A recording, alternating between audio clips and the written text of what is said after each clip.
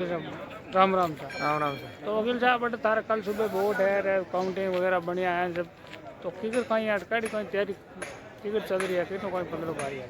कल Rajasthan high court advocate association के द्विवार्षिक चुनाव के लिए चुनाव आयोग की तरफ से पूरी तैयारी कर ली गई है। ये मेरे पीछे एक बूथ इस तरफ बनाया गया है, एक बूथ सामने बनाया गया है इस तरफ। कैमरा इधर घुमाएं आप। ये इस तरफ एक बूथ बनाया गया जो कि ब्लॉक नंबर 1 में है और एक पुरानी लाइब्रेरी हॉल का जो गेट है इस तरफ एक बूथ बनाया गया है।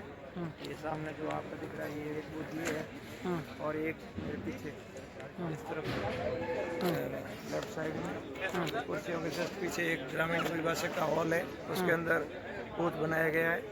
इस तरीके से 3 बूथ यहाँ बनाए गए हैं। एक booth high court new building Jhalamand में बनाया गया है और चुनाव आयोग की तरफ से पूर्ण तैयारियाँ कर ली गई है। और ये हमारे पूर्व जनरल सेक्रेटरी दर्शन नाम जी हैं।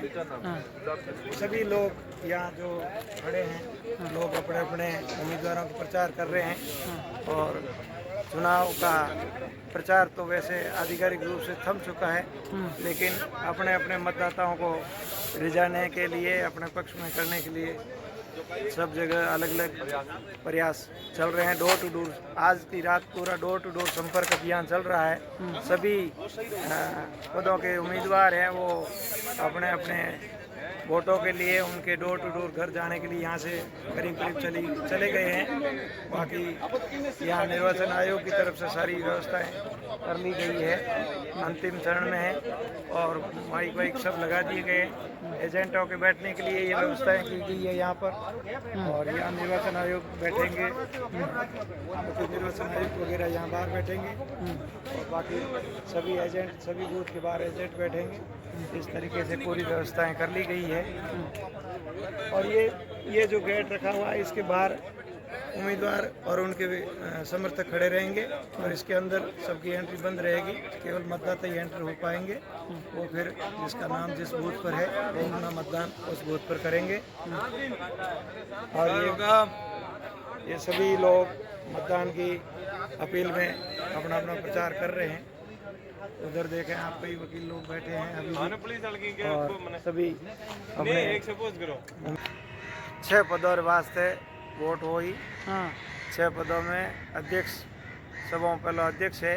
अध्यक्ष पद माते 3 उम्मीदवार त्रिकोणीय मुकाबले रमायने अबार चुनाव अभियान चल रही है तीनों रही प्रचार अभियान और अभी यहाँ चुनाव के संबंध में सभी तरह की तैयारियां पूरी कर ली गई है निर्वाचन आयोग के द्वारा।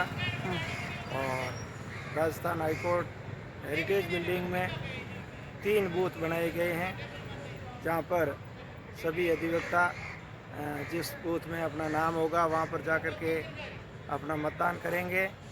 और एक booth Rajasthan high court Jhalamand new high court building में स्थापित किया गया है। वहां पर भी जो अधिवक्ताओं ने जिन्होंने अपना नाम वोट कास्ट करने के लिए वहाँ अपना बताया है एफिडेविट में डिक्लेरेशन में वो लोग वहाँ डिक्लेरेशन के अनुसार वहाँ मतदान करेंगे। और ये बाकी सभी पोस्टों के लिए सभी प्रत्याशी मैदान में हैं, अपना अपना प्रचार पूर्ण जोर शोर से कर रहे हैं। और कल सवेरे मतदान शुरू होगा उसके लिए यहाँ की तैयारियाँ पूरी कर ली गई है। टेंट लगा दिए गए हैं, बूथ की सारी व्यवस्थाएं कर दी गई है और सवेरे सब लोग यहाँ मतदान करने के लिए आएंगे। और दूर दराज गांव ढाणी में बैठे हुए अधिवक्ताओं से भी मेरा यही निवेदन है, अपील है कि आप ज़्यादा से ज़्यादा संख्या में पधार कर अपने मत का प्रयोग करें और एक योग्य और सशक्त उम्मीदवार का चयन करके राजस्थान हाईकोर्ट एडवोकेट एसोसिएशन का अपना पदाधिकारी चुनें। कोषाध्यक्ष के लिए भी मतदान होगा, उपाध्यक्ष के लिए भी होगा, महासचिव के लिए भी होगा, सह सचिव और पुस्तकालय सचिव। इस तरीके से 6 पोस्टों के लिए एक व्यक्ति 6 पोस्टों के लिए वोट करेगा जिसमें अपनी पसंद के उम्मीदवारों का चयन किया जाएगा। तो ज़्यादा से ज़्यादा संख्या में लोग यहाँ आकर के मतदान करें, वकील भाई बहन यहाँ आके अपना मतदान करें, यही मेरी अपील है। तो आप बटे वकील साहब देखो चुनाव तो लड़े हर जगह जगह मांगा हो या करे आप रेडी है कोई जगह कैंडिडेटों का ही मांगा है विशेष कैंडिडेट से जो वकीलों के असुविधाएं हैं या जिन सुविधाओं की कमी है, उसकी मांगे वकीलों की तरफ से है, जिसमें मुख्य रूप से वकीलों के बैठने की व्यवस्था है वो यहाँ पर कम है। जितनी संख्या में वकील है, युवा वकील आ रहे हैं, हर साल 1000, 1200, 1500 के करीब हर साल वकील एनरोल्ड होते हैं, तो उनके यहाँ बैठने के लिए समुचित स्थान की व्यवस्था की बहुत कमी है। उसकी मांग हर जो उम्मीदवार यहाँ चुनाव लड़ रहा है उसके सामने सभी अधिवक्ता अपनी तरफ से मांग यही रख रहे हैं। दूसरी, यहाँ पार्किंग की व्यवस्था बहुत कम है, जितनी संख्या में वाहन आ रहे हैं उतनी संख्या में यहाँ पार्किंग की व्यवस्था नहीं है।